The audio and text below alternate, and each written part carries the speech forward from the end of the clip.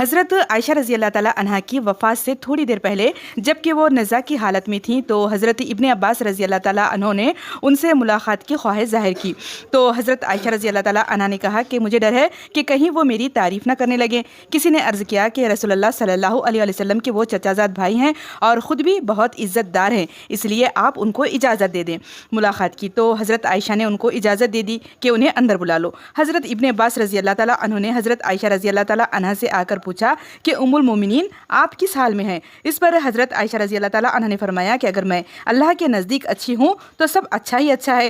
اس پر حضرت عباس رضی اللہ تعالیٰ عنہ نے کہا کہ انشاءاللہ آپ اچھی ہی ہیں اور اچھی ہی رہیں گی۔ آپ حضور صلی اللہ علیہ وآلہ وسلم کی زوجہ مطہرہ ہیں اور آپ کے سوا حضرت نے کسی کنواری عورت سے نکاح نہیں کیا تھا۔ اور پھر فرمانے لگے کہ آپ کی برات تو آسمانی کتاب میں بھی نازل ہوئی۔ جب حضرت ابن عباس چلے گئے تو ان کے جانے کے بعد آپ کی خدمت میں ابن زبیر حاضر ہوئے۔